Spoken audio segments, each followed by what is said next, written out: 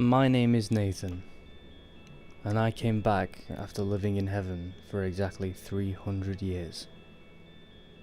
I'm sure a lot of people would be curious as to how that felt, so let me start off from how I got there. I tried to be a good person, but my horrible temper always got in the way. It was to the point to where I no longer had friends. My family stopped talking to me, including my own mother, father, and 2 sisters. I was only 21 years old, but I was truly alone. I tried to blame everyone around me, but I knew, deep down, that it was my own fault.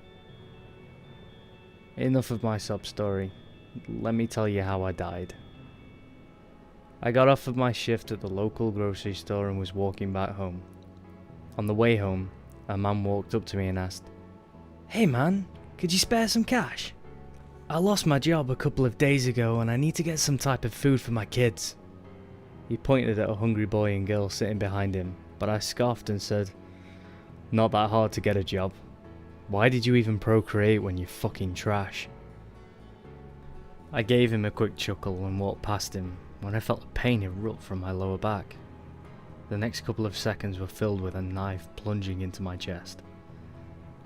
I don't know when I blacked out, but the next thing I remember was opening my eyes and seeing a woman sitting close to my head and saying, "Stay calm, we're almost there, stay with..." I blacked out again, and before I knew it, I was met by a sense of absolute peace. Before I opened my eyes, I knew I was floating. When I opened my eyes, I saw myself floating through a fog of memories. Through the fog, I could see myself yelling and cussing out my parents a year ago before storming out of their house. That was the last time I saw them. The next thing I saw was the time I was pulled over by the cops with my best friend since we were 6. Brad. He was there for me whenever I needed someone the most, but I took advantage of that. When a cop pulled us over, I took out the 7 grams of coke out of my pocket and threw it on the car seat behind me. Brad looked at me with pleading eyes while the cops cuffed him, but I acted oblivious to everything. I closed my eyes again and did not open them until I felt solid ground under my feet. With a deep sigh, I opened my eyes and saw around 20 to 30 people standing in front of me. I looked down and saw that we were standing on a clear glass of some sort. When I looked back up, I saw that I was next in line. I rushed up to a man that stood in front of the largest gate I had ever seen in my life. The gate was simple, but it looked to be made of solid gold. After ogling at the gate for a couple of seconds, I looked down at the man in front of me. He was maybe a little over 4 feet tall, poorly maintained facial hair that covered half of his face, and eyes filled with sadness and disappointment. I opened my mouth to ask him who he was, but before I could get a sound out, he spoke in a raspy voice. "Nathan Cliff, enter through the gates." Although I was confused, I rushed through the gates and looked around.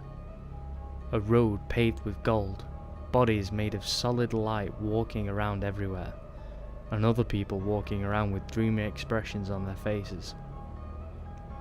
Besides the people that walked around me, everything around me was a mixture of absolutely pure light, something far brighter and crisper than anything I had ever seen.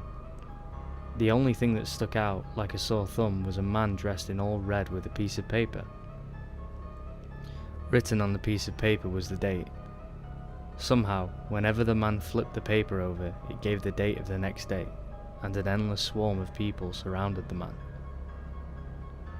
The first 50 years passed by quickly.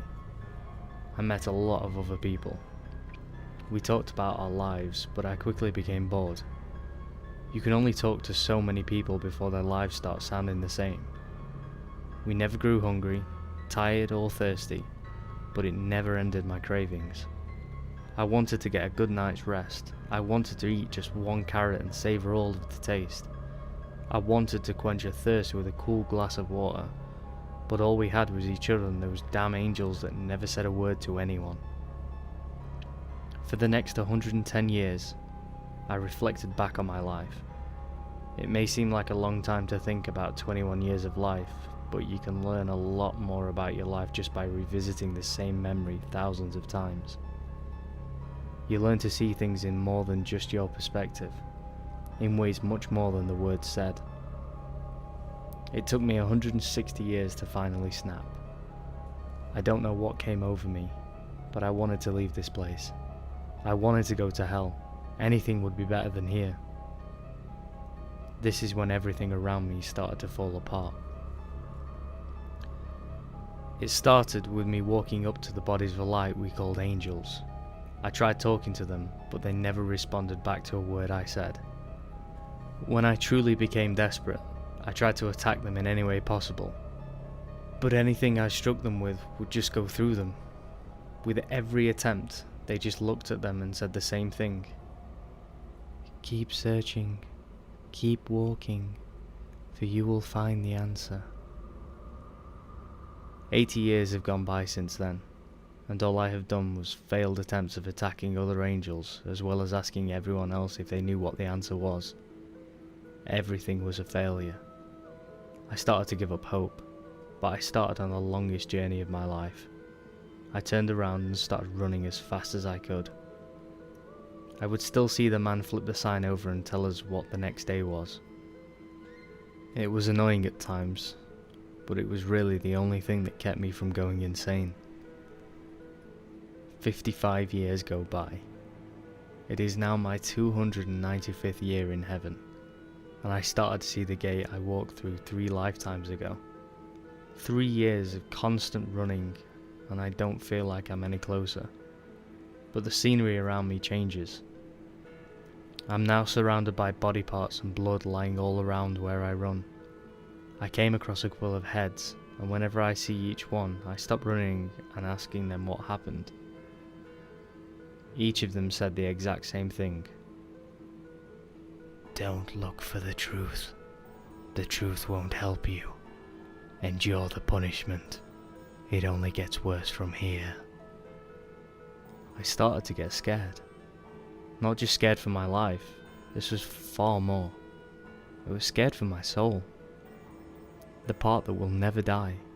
The part that will suffer for all eternity. No matter how bad we were cut up, sliced open, or just cut into dozens of pieces like the people around me now, I wouldn't be able to leave. This was a punishment that will never end. After 3 years of running and hearing the same thing over and over again, I started to second guess myself, but I needed to know. It was beyond curiosity. I was trying to get out of the eternal suffering I ended up in. 2 years later, and the start of my 300th year, I approached the gates. I walked up to the man that stood in front of the gate and fell to my knees, a defeated man. He looked at me with the same eyes that were filled with disappointment and sadness before saying, Nathan Cliff. Poor Nathan Cliff. I begged him to let me out, to let me leave, but he simply said back, Learn the truth, and you may leave. In between heavy breaths of panic, I replied back, They told me you would tell me the truth, or that I would find the truth on my way here. He simply said back, You know the truth. I said the first thing in my mind. Is this hell? He chuckled and said, No, you are in heaven. But what makes you think heaven is for the good? You left the paradise created by God, the paradise ruined by us. We can blame the devil all we want, but we are the ones that continue to do wrong.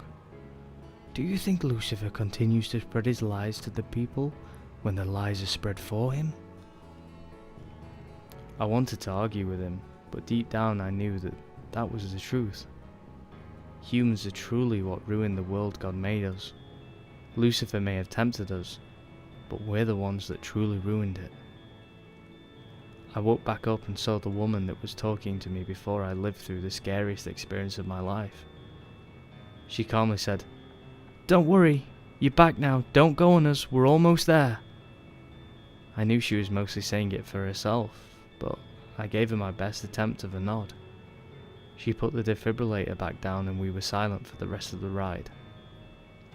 I'm in hospital now. I learned that I was dead for 45 seconds.